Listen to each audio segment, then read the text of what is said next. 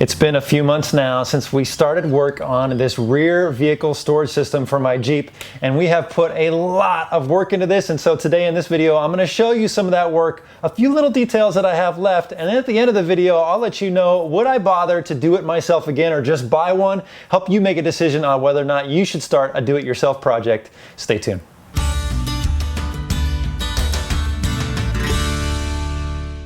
Welcome to TrailRecon, I'm Brad, and a few months ago I showed you all how to build a platform in the rear of your Jeep, and I talked about this new drawer style refrigerator that I was going to be using, all in preparation for building this rear drawer storage system in the back of my Jeep. And man, we have put a lot of work into this over the last couple months, and that's what we're going to show you today in this video. Now, I did not film every little step along the way because honestly, we put a lot of man hours into this, and it would be like a 10-hour long video if I did a full step-by-step. But what I'm going to do is just show you the material we used, how we assembled it, some of the tips and tricks, some of the challenges we ran into, and I think that'll be very helpful for you if you decide you want to build something like this. Now, I'm not just going to sit here and talk on the back of my bumper. I will dive into some moments when we were actually building this and filming and talk about some of those things along the way, and I'll do a little narration over some of the things that I filmed. I think this will be very helpful for you. Let's dive in. Okay, before we talk about the design, I should probably talk about this little awkwardness of where I'm sitting right now. So it's too windy to film outside, and I can't bring the Jeep in the garage because I've got the rooftop tent on there. So you'll just have to bear with me. There's going to be some neighborhood noises going on behind me. Now, the design of this was something that I had thought about for a long time, and talking with my buddy Marco, I'm like, what do you think? Do you think we can make this work? And man, he was so helpof in helping me create this. Big kudos to Marco. Now, what I wanted was something that was a little different than what everybody else has, because most of the time what you'll see is there's on one side, a drawer system, and then on the other side there's, a slide out fridge. And I don't think that takes full advantage of all the space, because that pull out fridge takes up a ton of space. And so I found this drawer fridge. I was like, man, I think we can really do something with that. And so we kind of came up with this big box. At least that's what it looks like, but it's way more complicated than that. The other thing that I wanted in the design element is I didn't want anything to impede my rear visibility. I mean, of course, I've got a big 37-inch tire on the back, but I wanted to be able to look out my back window and not have a big storage system right in the way. I think we really achieved all that. Now, let's just talk about measurements here on the design. So the front of this is 38.5 inches wide. It's 26 inches tall. And then the depth of it is actually two stages. So the bottom depth is 30 inches and the top depth is 26 inches. And the reason for that is because the seat lays back a little bit. And well, here, let me show you in the video. We ran into a little hiccup. All right, Marco and I were sitting here standing around at our handiwork, and we realized that we weren't following it exactly the way we had originally planned. With the rear seat, it leans back a little bit, and so you have to account for that. So you can't have bars going straight up, otherwise it'll just run into the rear of the seat. And in our original plans, we actually have the top drawers are recessed about 4 inches in, so we've got to cut these and move them in a little bit, but easy day, Marco's already got it all figured out. So we used some pretty heavy duty material for this whole storage system, which is going to hold up for a long time to come. But I got to admit, my learning curve was pretty big in the beginning. Marco thankfully knew how to use this stuff, but I was using it for the first time. Once you understand how it all goes together and the little pieces that you need to make it assemble, and measuring right and cutting right and drilling right, it goes along really nice. But what this is called, all this aluminum that you're seeing here, is called T-slot. And it's this really cool product that's got these slotted edges on it that all connect together. Now on the front, on the outline here, they're rounded on the front, but there's some slots on the back side which everything connects to. And then the front faces here have a flat finish on them, and then it's slotted on the rear three sides. It gives it a nice clean look. And I don't want to forget to mention these corner pieces, which actually cost about $20 each, and we had to use quite a few of them, but they're very important because it allows you to join three pieces of the T-slot together and give it a really finished look. But then behind all that, all of it is just general slotted on all four four sides, making it easy to assemble. It's a great product. These are all 1 inch, but we did use on the bottom drawer, we used some 2-inch T-slot, and that was actually not by design. We had to figure that out later. Here, let me explain. All right, so we have been working hard on getting the base of the very first drawer done. And we were sitting here scratching our heads trying to think about, man, we're out of the 1-inch material. And what we realized is when we first did all the blueprints on this, that we were going to use the 2-inch for where the sliders were. And Marco said, hey, you know what, we can do the 1-inch and it'll save a little bit of weight. So that's what we did, and not realizing that we'd be using that extra material. So we ran out of material. So what we're going to do is we're actually going to build the bottom drawer using the 2-inch, which is going to give it more strength because that's where I want to put the tools and recovery gear. So just one of those things that happens when you're doing custom work like this. You're just kind of figuring things out as you go. But we got this. We're going to have a really strong drawer now, right? Yep. So I'm glad we figured that out, and actually it was a good call on using that 2-inch for the bottom drawer. Now you'll see here that we've used bamboo on the front, and that was my decision. I wanted to do something different. I mentioned that beginning, but I wanted to see if I could match the tailgate table, which I think it matched perfectly. It looks so good together, at least I think it does. Then we also used a lot of stainless steel here in the front just to give it a nice clean look. And then on the top here and the sides and the bottom of the drawer are this high density polyurethane. It's like this really thick plastic. What I like about this is it's actually pretty light. I mean, compared to throwing up some plywood up there and framing it out with wood, it actually saves us some weight. I mean, this thing is not light, but it could be a lot heavier if this was all built with plywood and that kind of stuff. We got a nice stainless steel latch here on the front, and this latch is primarily for when you're at camp or you're out on the trail. It's just to open the drawer. It's got a little catch on there, but if you just had just that one, it would actually rattle a little bit while you're out on the trail. So we installed these other latches on the side, and these lock things down really well, so when you're out driving, there is no rattling. And I will attest that I've been out on the trail, I've been out on the road, this thing is quiet, which is perfect. I'm really happy about that. Also, we did use 100-pound sliders on the side here. The slider on the bottom one is longer, but the sliders here on the two top slides are the same dimensions, and I think 100 pounds is going to be perfect. I don't plan on putting any more weight than that in a single drawer. I mean, you can buy stronger sliders if you want. I don't think I'm going to need them, but that's it. There's a lot of little hardware that's associated with the T-slot, and then we'll talk about that here in the assembly, because the assembly, well, that's where the big work was at. So this should really be called assembly, disassembly, assembly, disassembly, assembly again, because that's what Marco and I had to do quite a few times. We pulled things apart because we would get to a stage and we realized, we should have done this before we did this. And so it was a little bit of a learning curve for us. You know, we didn't have instructions on how to put this together. You know, we had kind of did a little sketch and we thought we had it all squared away. But along the way, we just realized, nope, now we got to do this first. So to do it again, it would be much easier, but that's just like anything. You do it again, it's always going to be easier. The big part of assembling this thing is just cutting all the pieces that you need, and you have to tap each one of these. So in order to connect them, there's a little Allen bolt that has to go in there. It's got this little slot on there, and you've got to tap the hole so it can screw into the end piece of the T-slot. But then that's not the end of it. In order to get this piece to connect to this piece, you've got to drill a hole in there so you can access the top of the Allen bolt. It sounds complicated, and it really was at first, but after a while it's really easy. Now there is a little tool that you have to have that helps you line up perfectly where to drill your holes, and once you have that tool, it's pretty easy. But I got to tell you, my wrist and elbow got a little sore because you had to sit there and tap those holes and tap those holes, and we were just cutting aluminum profile, measuring, cutting. That's a big part of it, was just to get all these pieces. I don't know how many pieces there are, but there are a lot of them. But again, it's not that complicated. It's just time consuming. I mean, the first day, 12 hours, I think we went, and we realized, wow, this was a long day. And that was just to get it all framed out. Now, after we got it all framed out, the next thing we did was try to figure out how we were going to mount the drawer refrigerator. Now, we had never worked with this before, but thankfully the side of the refrigerator actually comes with pre-drilled mounting bolts on there, and it came with its own little hardware with some L brackets, but those weren't going to work. So we used some L brackets, some 1-inch L brackets that were specific to the T-slot, and just by chance it lined up perfectly. So we didn't have to do any customization to the mounting that was already built into the refrigerator.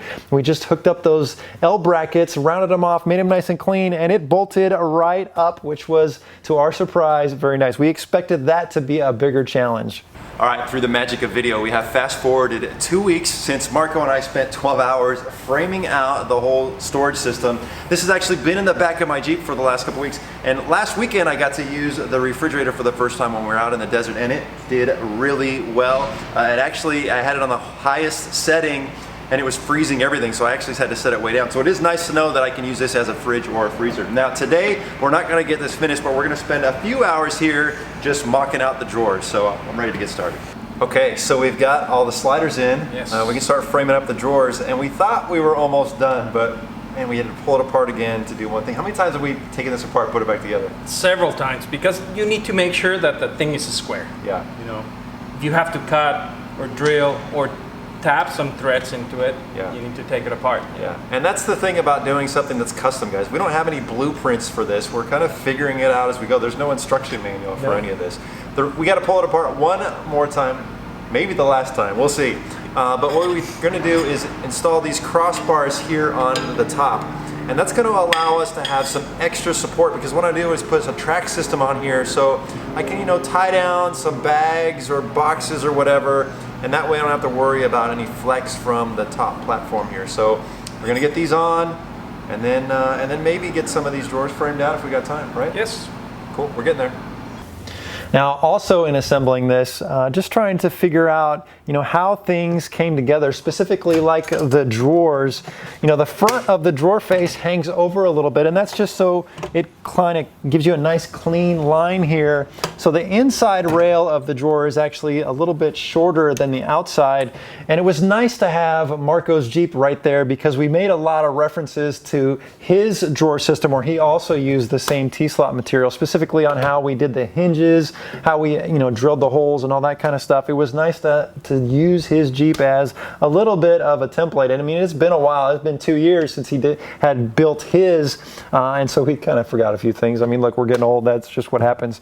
The sliders on here, so I mentioned that they're 100-pound sliders. They line up perfectly with the T-slot, and you just use a small Allen bolt and it screws right in there. No problems with that. A couple of the other challenges that we ran into, well, here, I'll just show you in the video.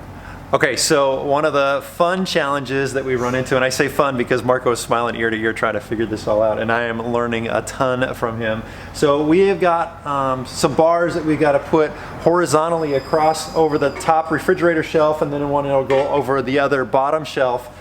And so when we secure this one on, no problem, we were just going to come from this side and secure it, but then the question is, once this bar is here, how do we secure the other bar? We won't be able to get to it. And so we've been kind of going back and forth about how to do it, and we were like, oh, well, we'll just go this way. Well, then you still run into the same problem. How will you get up and down that way?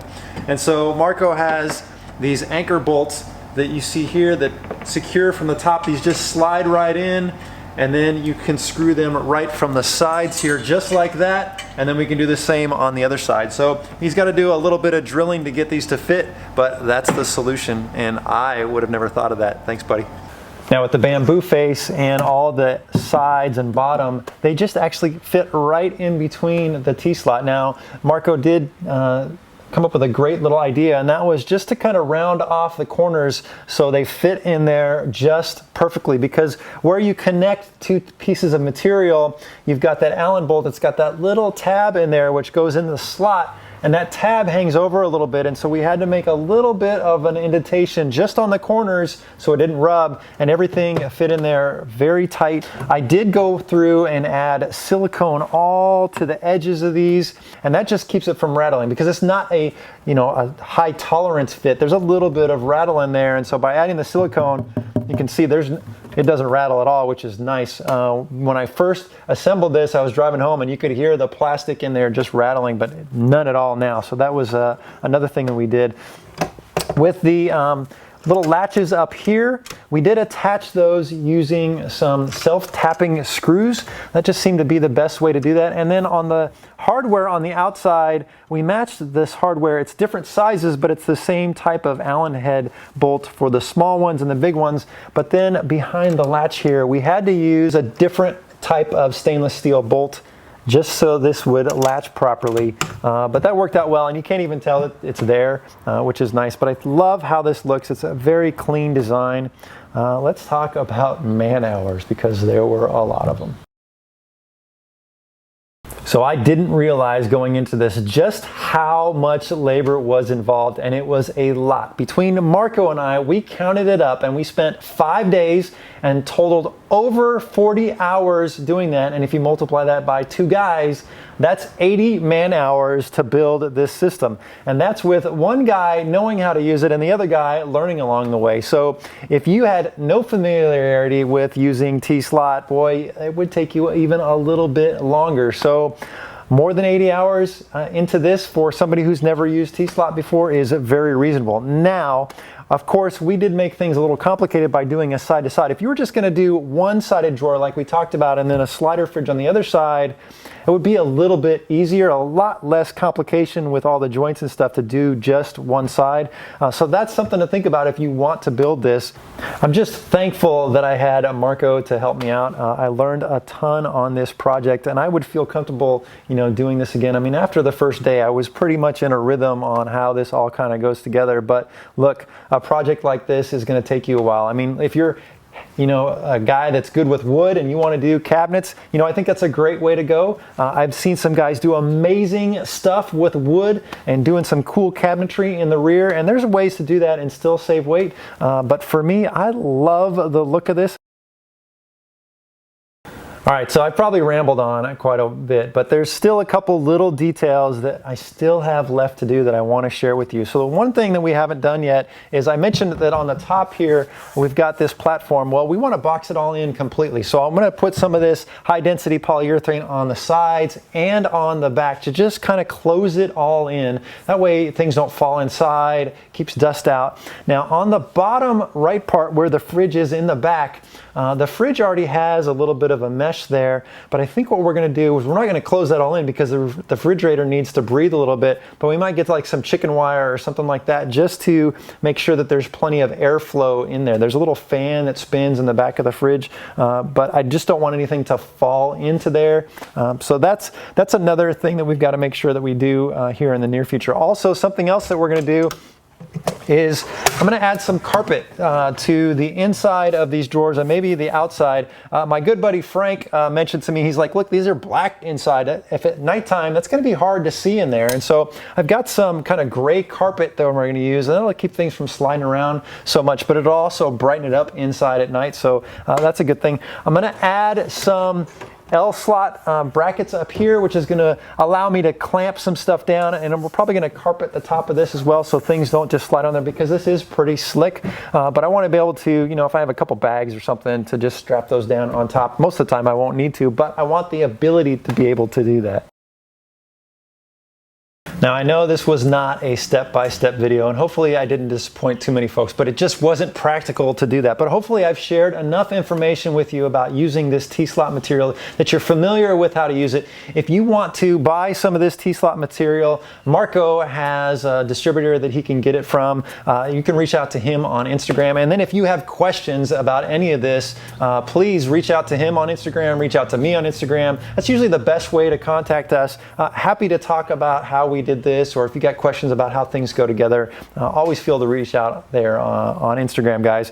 Now, I said in the beginning of the video, would I do this again? And the answer is absolutely yes. I loved building this thing. It was such a fun project. Now, it was a lot of work, and we spent quite a few $100s. I think on materials we're about $600 in, but if you wanted to buy just a drawer system, some of them are up there in $1,500. They can get pretty expensive.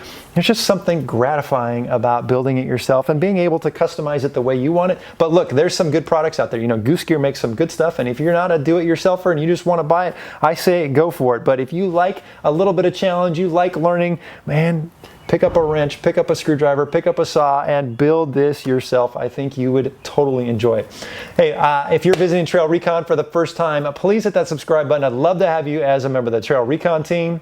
Thanks for watching.